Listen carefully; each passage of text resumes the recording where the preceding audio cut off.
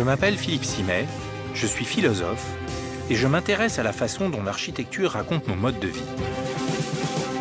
Je vous emmène explorer les habitats les plus singuliers de la planète afin d'en découvrir le sens et d'en partager les richesses.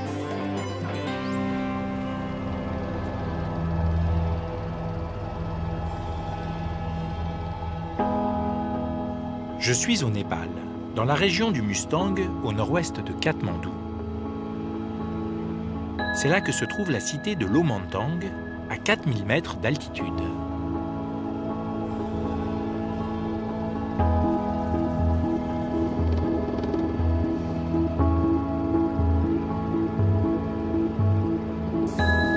C'est Amépal, un roi tibétain, qui a fondé cette cité fortifiée au XVe siècle sur la route du sel, grande voie de communication reliant le plateau tibétain à la vallée du Gange. Autrefois capitale du royaume du Mustang, Lomantang semble aujourd'hui être l'une des cités les plus isolées du monde, perdue dans la solitude des montagnes de l'Himalaya.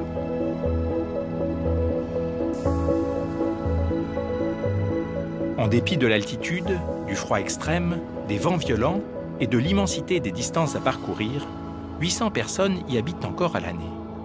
Ce sont les Lopas.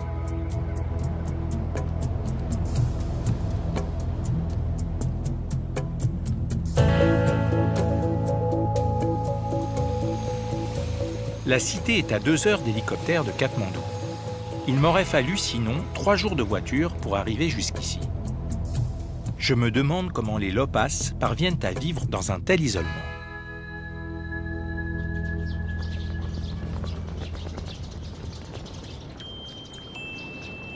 Baigné par la lumière de ce début de printemps, cerclé de montagnes enneigées, Lomantang semble intacte, préservée, comme si la rudesse des éléments n'avait pas de prise sur elle.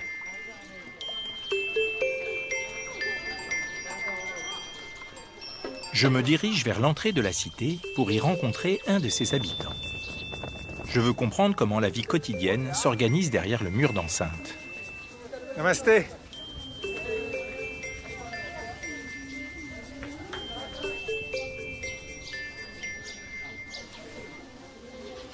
Namasté. Ah, namasté. Bonjour. Bienvenue à Lomantang. Allons chez moi. Merci. Ok, on y va. Karma Angel Gurung a toujours vécu à Lomantang comme la plupart des habitants. Il est éleveur et habite l'une des plus anciennes maisons de la cité. Les rues, elles sont vraiment très étroites, hein. Oui, il y a beaucoup de rues à Lomantang, avec des murs très hauts qui nous protègent du vent.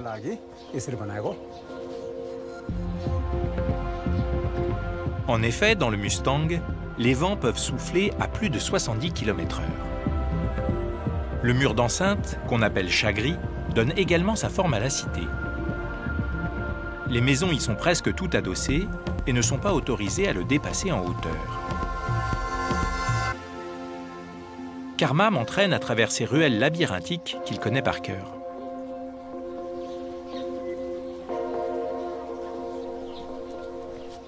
On y est, c'est ma maison. Elle est vraiment très belle, hein. Dans la tradition tibétaine, on décore les maisons avec plusieurs couleurs. Le jaune pour la sagesse, le blanc pour la compassion et le bleu pour la protection. Ah, et le vert, il signifie quoi alors? Ah, le vert n'a pas vraiment de signification. Je l'ai juste rajouté pour faire joli. Allez, entrons. En bas, nous stockons la nourriture. On fait sécher la viande et les céréales. Et nous vivons à l'étage où il fait plus chaud.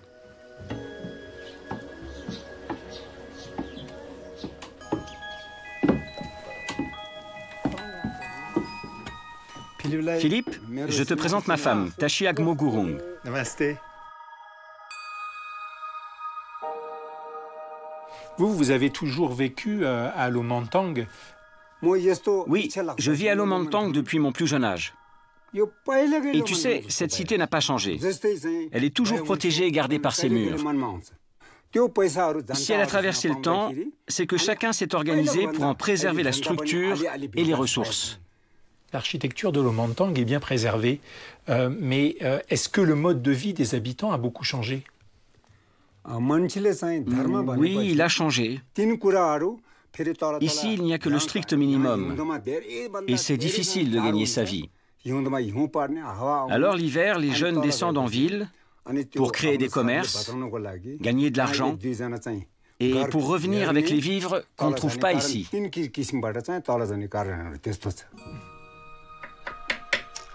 Autrefois, les Lopas pratiquaient l'hivernage, quittant la cité pour faire du commerce dans la plaine. D'une certaine manière, les jeunes perpétuent cette tradition qui permet d'assurer le ravitaillement de la cité. Moi, je suis toujours resté ici, même en hiver. Et quand les températures baissent, je bois beaucoup de thé. C'est du thé au beurre. On y ajoute du sel.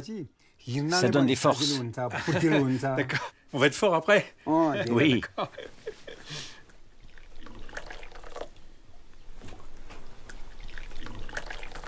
Merci. Vas-y, goûte le thé au beurre. Et c'est une expérience, hein. C'est vrai qu'il faut être habitué.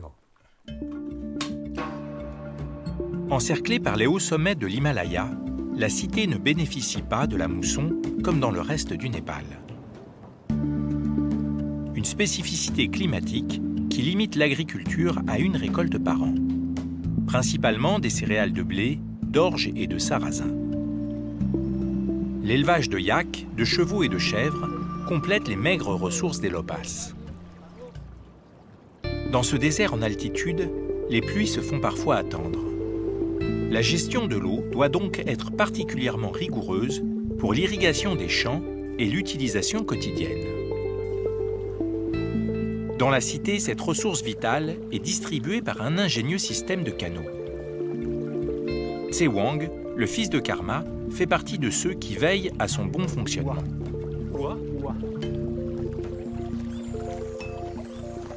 La cité de l'Oumantang, elle s'est implantée à côté d'une source d'eau. J'imagine que c'est une ressource très précieuse. Si l'eau est si importante ici, c'est parce qu'elle vient des sommets de l'Himalaya. C'est une ressource rare, alors il faut y faire attention. D'ailleurs, l'aménagement de l'eau dans la cité est géré par un groupe de 6 personnes dont je fais partie. C'est mon métier. Je surveille la bonne distribution de l'eau. Aujourd'hui, elle est distribuée vers ce terrain-là, Ah oui. mais dans quelques jours, on l'orientera ailleurs.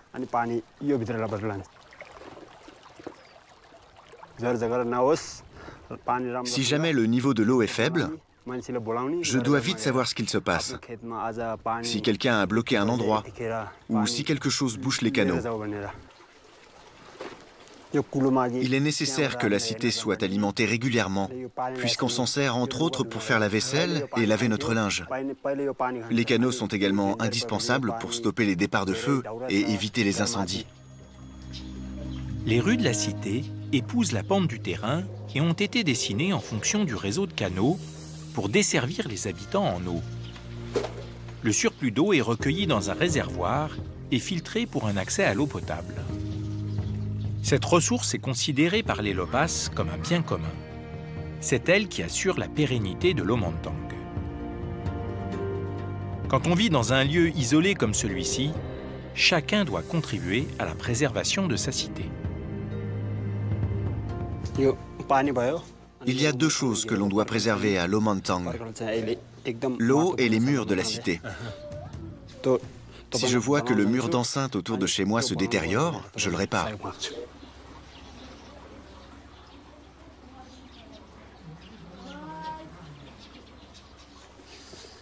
Ce mur a été construit au XVe siècle pour nous protéger des attaques de la Chine et du Ladakh. Aujourd'hui, nous ne sommes plus en guerre, mais ce mur reste le socle de la cité. En cas de séisme, c'est lui qui soutient toutes les maisons. C'est pour cette raison que tous les habitants l'entretiennent. La réparation du mur en briques de terre crue repose sur une technique simple que maîtrise bien Tsewang. Comme tous les habitants de l'Omantang, il entretient le mur plusieurs fois par an. Là, c'est juste de la terre et de l'eau.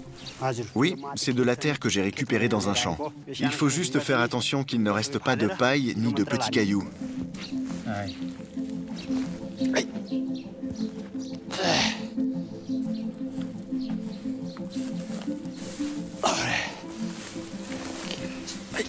Ah ouais.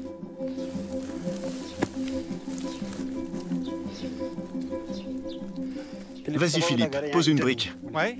Celle-là, ouais. Attention, c'est lourd. Ça, c'est des briques en terre séchée. Oui, à cette altitude, le bois est rare, on ne peut donc pas faire cuire les briques. C'est pour ça qu'on a toujours utilisé cette technique. Ensuite, on les taille.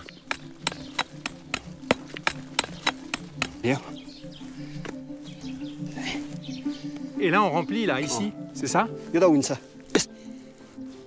Oui, on met de la terre et on recouvre. Allez. Il faut bien taper avec la terre pour lisser ensuite, quoi, sinon ça tient pas. Ça, c'est vraiment la technique d'origine. Hein. Cette technique fonctionne parfaitement, donc on continue à l'utiliser. Le but, c'est de conserver le mur comme à son origine. Ah oui. Ouais, ça commence à tenir. Mais bon, il y a encore du boulot. Hein. Oui, je continuerai demain. À l'Omantang, les murs sont partout, massifs et fragiles à la fois, dessinant des jeux d'ombres impalpables et des couleurs changeantes au gré du jour. Ils sont un symbole de la lutte des Lopas pour faire vivre leur culture face aux aléas de la matière et aux ravages du temps.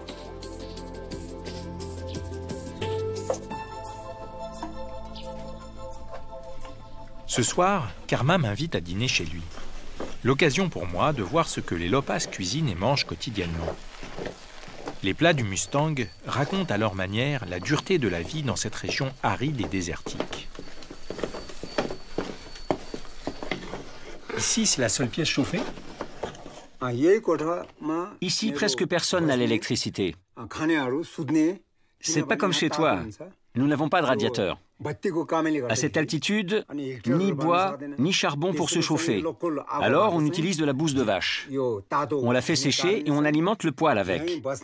Voilà, on passe beaucoup de temps dans cette pièce. On s'est adapté aux conditions climatiques. Il faut que je te montre quelque chose. C'est un moulin à prière. Oui.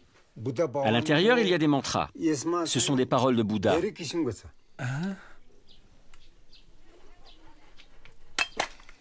Ah oui, ok. Ah, c'est les rouleaux de mantras qui sont dedans. C'est ça. Ah, il y en a beaucoup, hein.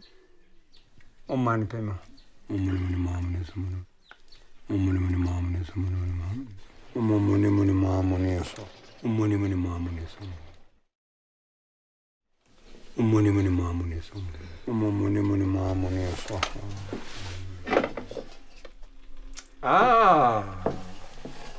C'est consistant, hein? Ça tient encore. C'est un plat traditionnel, une purée de sarrasin. C'est très bon.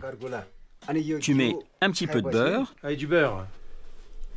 Et puis, tu fais une petite boulette. C'est bon? Allez, Ouais. à ton tour. Ah ouais? D'accord. Ok, ouais. Je fais des petites boulettes que je trempe dans la sauce, quoi. Et hop. Alors, c'est bon? Oula, ouais.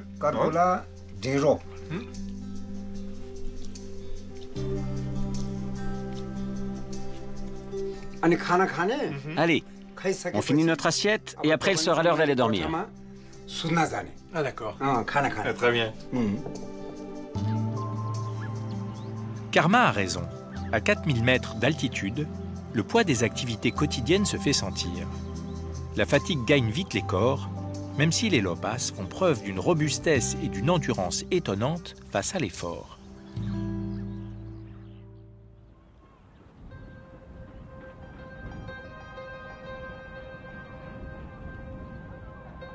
Dans cette cité isolée au sommet des montagnes, la religion occupe une place centrale. Tous les Lopas pratiquent le bouddhisme tibétain.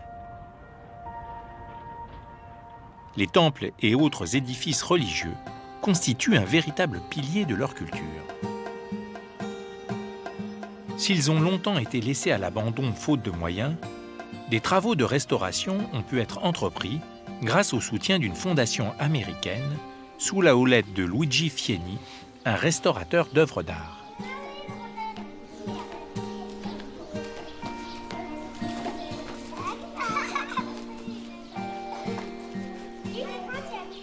Je ne m'attendais pas vraiment à trouver un Italien à Lomantang. Qu'est-ce qui t'a poussé à t'installer ici? Moi, je suis arrivé ici par hasard. Ah ouais. En 1999. Je croyais que c'était un projet de quelques mois. Ah ouais. Et à la fin, ils sont devenus 19 ans. Je suis resté... Ouais, ça fait pas mal d'années, hein? Exact, c'est une partie de ma vie.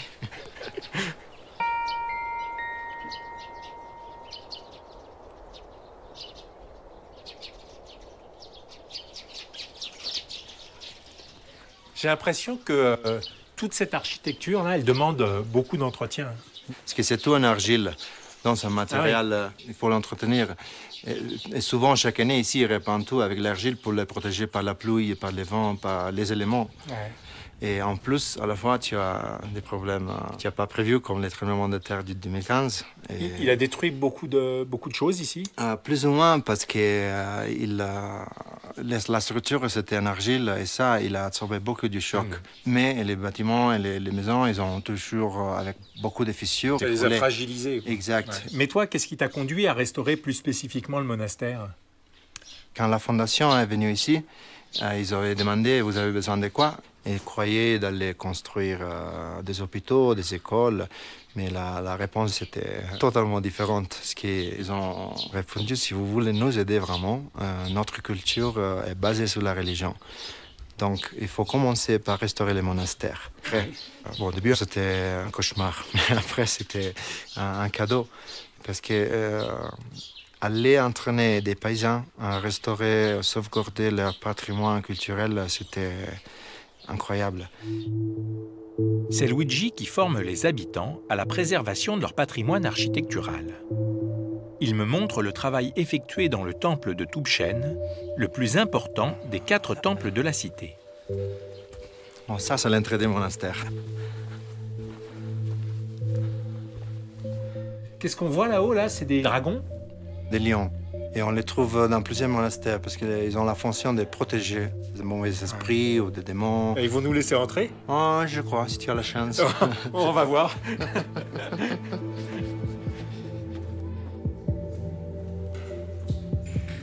Ah, c'est vraiment magnifique, hein, ce monastère.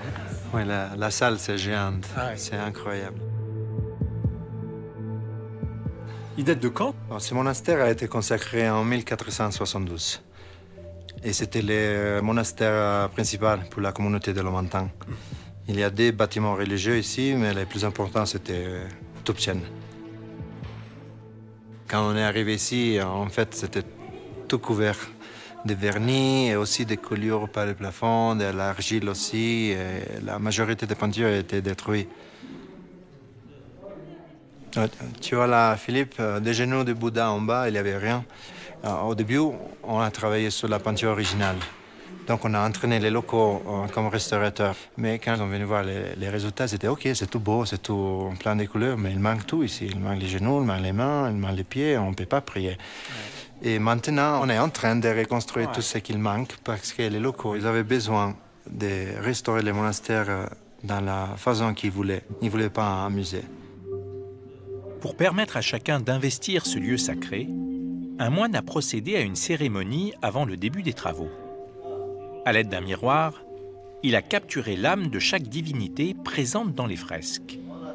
Cet étrange procédé a permis de désacraliser les images. Elles ne sont plus de nature spirituelle, habitées par le divin, mais de simples traces matérielles.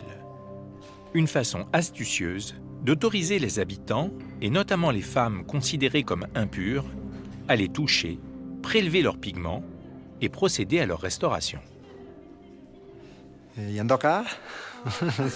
Bonjour. Namasté. Namasté. Restaurer un monastère comme celui-ci, c'est vraiment un travail colossal. C'est vrai que c'est un énorme travail. Au début, nous avons commencé par nettoyer les piliers et tout le plafond.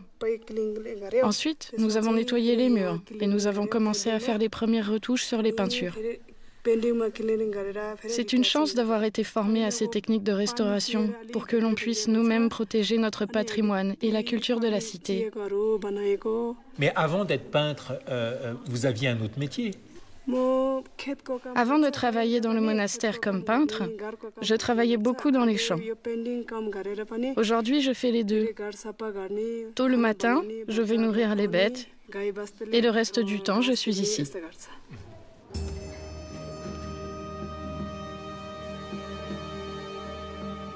La façon dont les Lopas prennent collectivement en charge leur héritage culturel et religieux est remarquable. Ce temple est leur patrimoine le plus précieux. Ils ont décidé de se le réapproprier, de le restaurer à leur manière, pour mieux en rester maîtres et le garder vivant. La cité peut ainsi demeurer une capitale religieuse et un haut lieu de pèlerinage pour les bouddhistes. Paradoxalement, la religion sort l'Omentang de son isolement, alors même que c'est le besoin de solitude et de silence qui a conduit depuis le 7e siècle le bouddhisme tibétain à s'établir ici.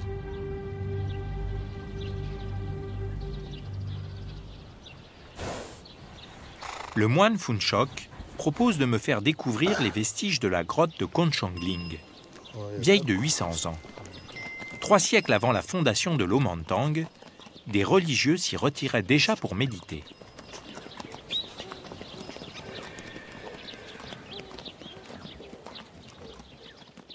Il ne faut pas croire que les habitants de l'eau ont été les premiers à s'être installés dans les hauteurs. Dans ces montagnes, il y a des milliers de grottes où les hommes s'isolaient.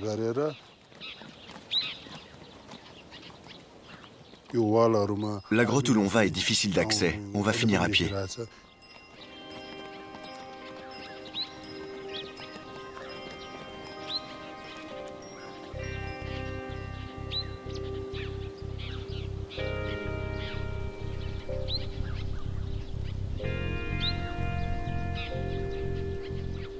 La montée est éreintante et le manque d'oxygène se fait cruellement sentir. Mais marcher, sentir mon corps et mon souffle, me procure un plaisir sans pareil à mesure que nous approchons du sommet.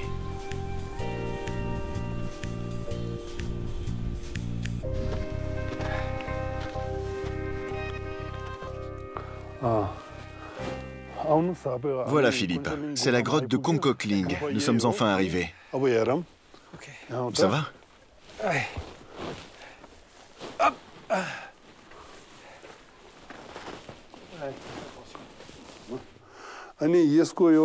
Comme tu peux le voir, cette grotte est recouverte de peintures ancestrales du XIIIe siècle.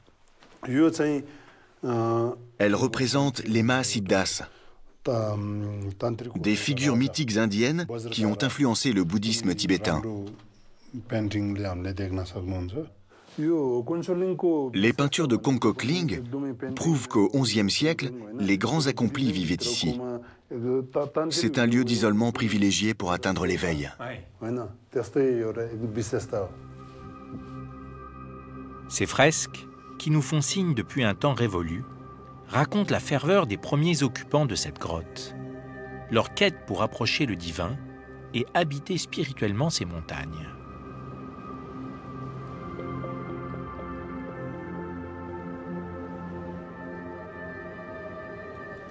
Ah, c'est magnifique, hein?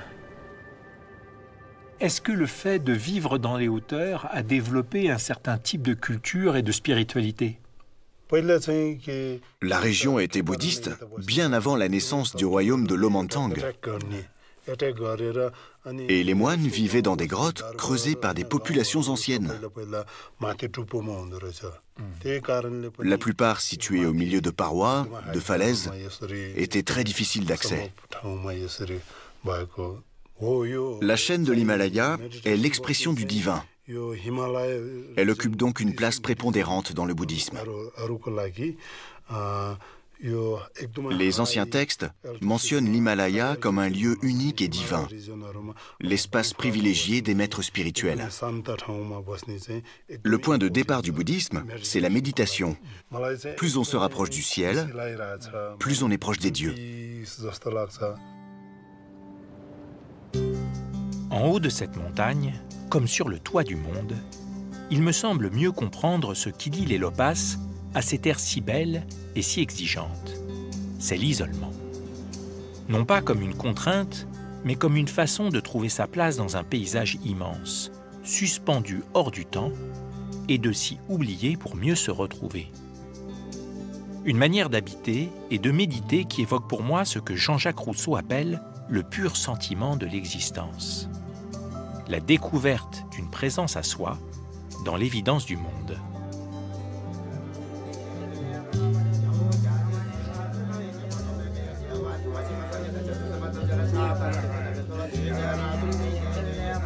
Jauh jadi,